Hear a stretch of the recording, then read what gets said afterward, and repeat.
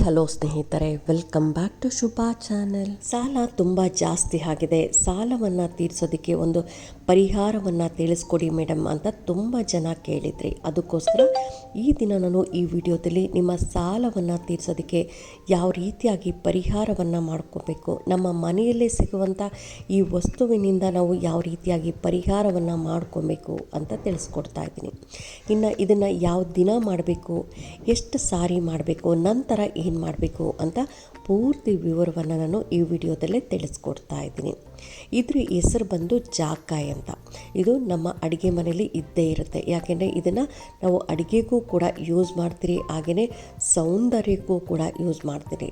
ಅದೇ ರೀತಿಯಾಗಿ ಈ ದಿನ ನಮ್ಮ ಸಾಲಗಳನ್ನು ತೀರಿಸೋದಕ್ಕೂ ಕೂಡ ಈ ಜಾಕಾಯನ್ನು ಉಪಯೋಗಿಸ್ಕೊಂಡು ಯಾವ ರೀತಿಯಾಗಿ ನಾವು ಸಾಲಗಳನ್ನು ತೀರಿಸಬೇಕು ಅಂತಲೂ ತಿಳಿಸ್ಕೊಡ್ತಾ ಇದ್ದಾರೆ.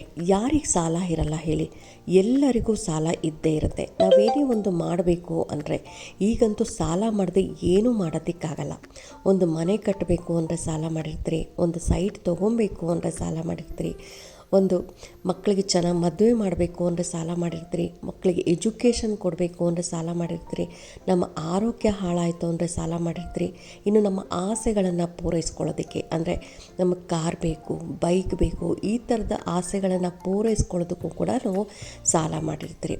ಆದರೆ ಸಾಲವನ್ನು ತೀರಿಸೋದಕ್ಕೆ ಆಗ್ತಾ ಇರಲ್ಲ, ಅಥವಾ ತುಂಬ ಕಷ್ಟದಲ್ಲಿ ಇರಬೇಕನ್ನೋ ಸಾಲ ಮಾಡಿರ್ತೀರಿ, ಆದರೆ ಬರೀ ಬಡ್ಡಿನೇ ಕಟ್ತಾ ಇರ್ತೀರಿ ಹೊರತು ಯಾವುದೇ ಕಾರಣಕ್ಕೂ ಸಾಲ ತೀರ್ತಾನೆ ಇರಲ್ಲ. ಎಷ್ಟೇ ಪ್ರಯತ್ನ ಪಟ್ಟರೂ ಕೂಡ ನಮ್ಮ ಸಾಲ ತೀರ್ಸೋಕೆ ಆಗ್ತಾನೇ ಇರಲ್ಲ. ಅಂಥವರು ಏನು ಮಾಡಬೇಕು, ಯಾವ ದಿನ ಮಾಡ್ಕೊಬೇಕು ಅನ್ನೋದಾದರೆ ಇದನ್ನು ಮೊದಲು ನಾವು ಶುಕ್ರವಾರದ ದಿನ ಶುರು ಮಾಡಬೇಕಾಗತ್ತೆ.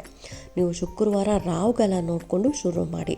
ಅಂದರೆ ನಮಗೆ ರಾಹುಗಾಲ ಶುಕ್ರವಾರ ಬಂದು 10:30 12:00 ತನಕ ರಾಹುಗಾಲ ಇರುತ್ತೆ. ಈ ಸಮಯದಲ್ಲಿ ಈ ಕೆಲಸವನ್ನು ಮಾಡೋಕ್ಕೆ ಹೋಗ್ಬೇಡಿ. ಅದನ್ನು ಬಿಟ್ಟು ಬೆಳಗ್ಗೆಯಿಂದ ರಾತ್ರಿ ತನಕ ಯಾವ ಸಮಯದಲ್ಲಾದರೂ ಮಾಡ್ಬೋದು. ಆದರೆ ನಾನು ಬ್ರಾಹ್ಮಿ ಮುಹೂರ್ತದಲ್ಲಿ ಮಾಡಿ ಅಂತ ಹೇಳ್ತೀನಿ. ಯಾಕೆ ಅಂತ ಅನ್ನೋದಾದರೆ ಬ್ರಾಹ್ಮಿ ಮುಹೂರ್ತದಲ್ಲಿ ನಾವು ಏನೇ ಒಂದು ಕೆಲಸ ಮಾಡಿದ್ರು ಅದು ಶೀಘ್ರವಾಗಿ ನಮಗೆ ಆಗುತ್ತೆ. ಹಾಗಾಗಿ ಬ್ರಾಹ್ಮಿ ಮುಹೂರ್ತದಲ್ಲೇ ಮಾಡಿ ಅಂತ ಹೇಳ್ತೀನಿ. ಆದರೆ ನಿಮಗೆ ಯಾವ ಟೈಮಲ್ಲಿ ಆಗುತ್ತೋ ಆ ಟೈಮಲ್ಲಿ ಕೂಡ ಮಾಡ್ಬೋದು.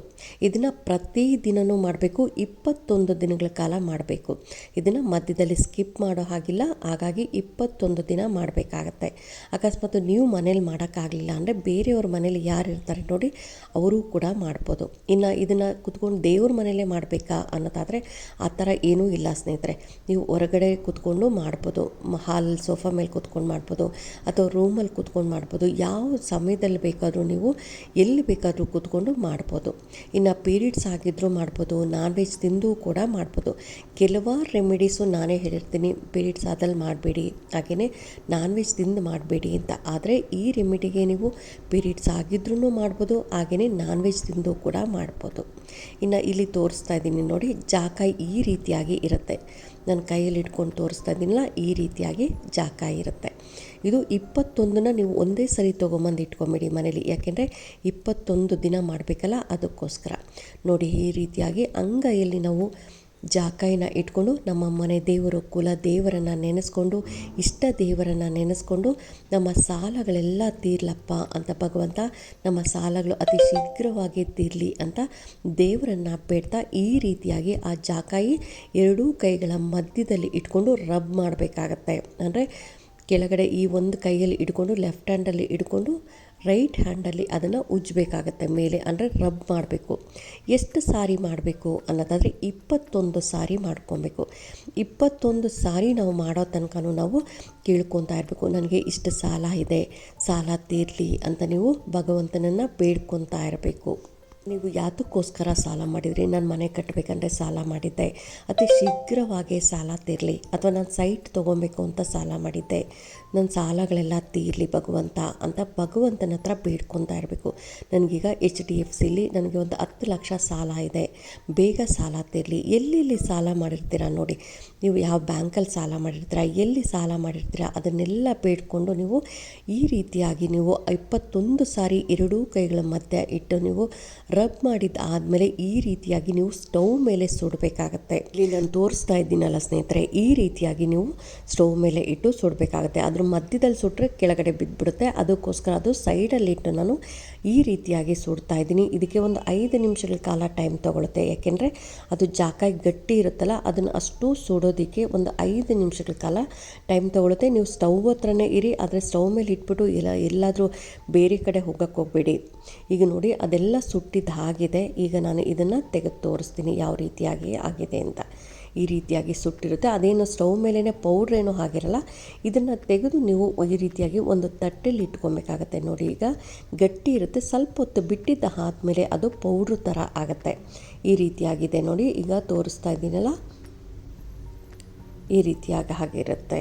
ಬಿಸಿ ಇರುತ್ತೆ, ಗಟ್ಟಿ ಇರುತ್ತೆ. ಇದನ್ನು ಹಾಗೆ ಬಿಟ್ಬಿಡಿ. ಒಂದು 5 ನಿಮಿಷಗಳ ಕಾಲ ಬಿಟ್ಟಿದ್ದಾದಮೇಲೆ ನಾವು ಸ್ವಲ್ಪ ಹೀಗೆ ಅಂದ ತಕ್ಷಣ ಅದು ಪೌಡ್ರ್ ಆಗುತ್ತೆ ನೋಡಿ. ಪೌಡ್ರ್ ಆದಮೇಲೆ ನೀವು ಇದು ಪೌಡ್ರನ್ನು ತೊಗೊಂಡೋಗಿ ಆಚೆ ಯೂನಿವರ್ಸಲ್ಗೆ ಊದಬೇಕಾಗತ್ತೆ. ಇದನ್ನು ತೊಗೊಂಡೋಗಿ ಈ ಪೌಡ್ರೆಲ್ಲ ಇರುತ್ತಲ್ಲ, ಇದನ್ನೆಲ್ಲ ತಟ್ಟೆಲಿ ಕಲೆಕ್ಟ್ ಮಾಡ್ಕೊಂಡೋಗಿ ನೀವು ಆಚೆ ಯೂನಿವರ್ಸಲ್ಗೆ ಟೆರಸ್ ಮೇಲೆ ಆಗಲಿ ಅಥವಾ ನಿಮಗೆ ಬಾಲ್ಕನಿ ಇತ್ತಂದರೆ 5 ನಿಮಿಷಗಳ ಕಾಲ ಅಲ್ಲೇ ನಿಂತ್ಕೊಂಡು ನನ್ನ ಸಾಲಗಳೆಲ್ಲ ತೀರಿದೆ, ನನಗೆ 1 ಲಕ್ಷ ಸಾಲ ತೀರಿದೆ ಅಥವಾ ನನಗೆ 10 ಲಕ್ಷ ಸಾಲ ಇತ್ತು ಅಂದರೆ 10 ಲಕ್ಷ ಸಾಲ ತೀರಿದೆ ಅಂತ ನೀವು ಯೂನಿವರ್ಸಲ್ಗೆ ಮೊದಲು ಹೇಳಿ, ನಂತರ ಆ ಬೂದಿ ಇರುತ್ತಲ್ಲ, ಆ ಜಾಕಾಯ್ದು ನಾವು ಆ ಡೆಸ್ಟ್ ಇರುತ್ತಲ್ಲ, ಸುಟ್ಟಿರ್ತೀರಲ್ಲ, ಅದನ್ನು ಯೂನಿವರ್ಸಲ್ಗೆ ಊದಬೇಕಾಗತ್ತೆ. ಅಂದರೆ ಬಾಯಿಂದ ನಾವು ಉಫ್ ಮಾಡ್ತಿರಲ್ಲ, ಈ ರೀತಿಯಾಗಿ ನಾವು ಊದಬೇಕಾಗತ್ತೆ ಸ್ನೇಹಿತರೆ. ಈ ರೀತಿಯಾಗಿ ಮಾಡೋದ್ರಿಂದ ನಿಮ್ಮ ಸಾಲಗಳು ತೀರುತ್ತೆ. ಯಾಕೆಂದರೆ ನಾವು ಯೂನಿವರ್ಸಲ್ಗೆ ಏನೇ ಹೇಳ್ಬೇಕಂದ್ರೂ ನಾವು ಹೌದು ನನ್ನ ಸಾಲ ತೀರಿದೆ, ಇನ್ನೂ ಸಾಲ ತೀರಿಸಬೇಕು ಅಂತ ಹೇಳಬಾರ್ದು. ಯಾವಾಗಲೂ ನೀವು ನನಗೆ ಇಷ್ಟು ಸಾಲ ಇದೆ ಅಂತಲೂ ಹೇಳಬಾರ್ದು. ಯಾವಾಗಲೂ ಯೂನಿವರ್ಸಲ್ ಹತ್ರ ನನ್ನ ಸಾಲ ತೀರಿದೆ ಅಂತಲೇ ಹೇಳಬೇಕಾಗತ್ತೆ. ಈ ರೀತಿಯಾಗಿ ಹೇಳಿದ್ದಾದಮೇಲೆ ನೀವು ಈ ರೀತಿಯಾಗಿ ಎಷ್ಟು ಸಾರಿ ಮಾಡಬೇಕು ಅನ್ನೋದಾದರೆ 21 ದಿನವೂ ಇದೇ ರೀತಿಯಾಗಿ ಮಾಡಬೇಕು ಸ್ನೇಹಿತರೆ. ಪ್ರತಿದಿನ ಕಂಪಲ್ಸರಿ ಮಾಡಲೇಬೇಕು, ಮಧ್ಯದಲ್ಲಿ ಸ್ಕಿಪ್ ಮಾಡೋ ಹಾಗಿಲ್ಲ.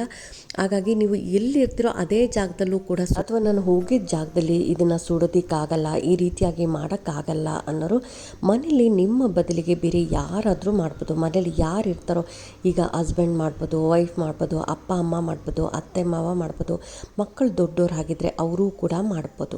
ಯಾರು ಬೇಕಾದರೂ ಮಾಡ್ಬೋದು ಸ್ನೇಹಿತರೆ. ಈ ರೀತಿಯಾಗಿ ಮಾಡೋದ್ರಿಂದ ಇದ್ರ ಜೊತೆ ನೀವು ದುಡಿತಾನೂ ಇರಬೇಕು. ನಾನೀಗ ಈ ರೆಮಿಡಿ ಮಾಡಿದ್ದೀನಿ, ದುಡಿಯೋದು ನಿಲ್ಲಿಸಬಾರ್ದು ಯಾವುದೇ ಕಾರಣಕ್ಕೂ. ಹಾಗಾಗಿ ನೀವು ಈ ರೀತಿಯಾಗಿ ದುಡಿತಾನೂ ಇರಬೇಕು, ಈ ರೀತಿಯಾಗಿ ರೆಮಿಡಿನೂ ಮಾಡೋದ್ರಿಂದ ನಿಮಗೆ ಯಾವುದೋ ಒಂದು ಮೂಲಗಳಿಂದ ನಿಮಗೆ ಸಾಲಗಳನ್ನು ತೀರಿಸುವಂಥ ಅವಕಾಶಗಳು ಕೂಡಿ ಬರುತ್ತೆ ಅಂತಲೇ ಹೇಳ್ಬೋದು.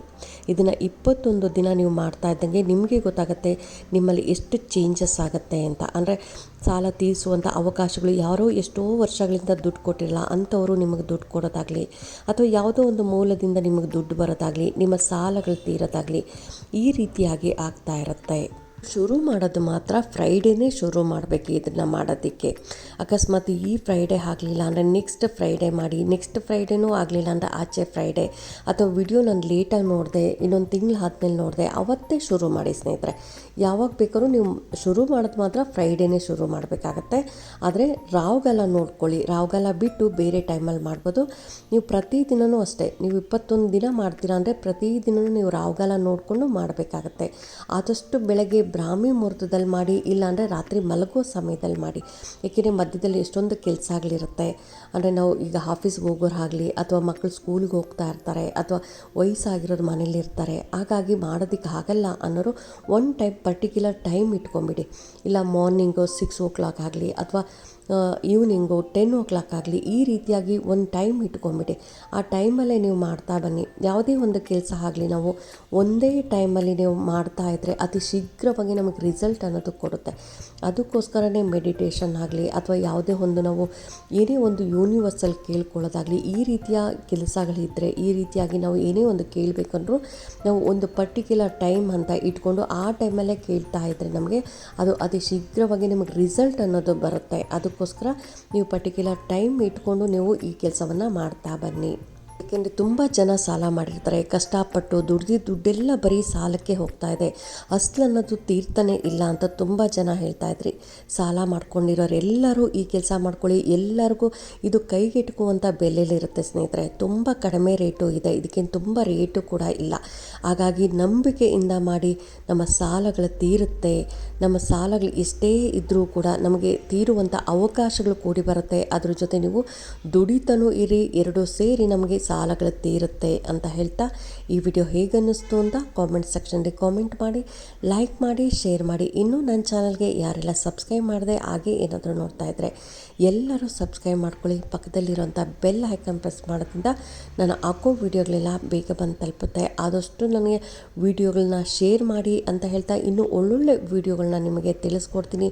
ಯಾವ ಥರದ್ದಾದರೂ ವಿಡಿಯೋ ಬೇಕು ಅಂದರೆ ನೀವು ಕಾಮೆಂಟಲ್ಲಿ ತಿಳಿಸ್ಬೋದು. ಈ ಥರದ್ದು ವಿಡಿಯೋ ಬೇಕು ಮೇಡಮ್ ಅಂತಂದರೆ ನಾನು ಆ ಥರದ್ದು ವಿಡಿಯೋ ನಿಮಗೆ ತಿಳಿಸ್ಕೊಡ್ತೀನಿ ಅಂತ ಹೇಳ್ತಾ ಥ್ಯಾಂಕ್ ಯು.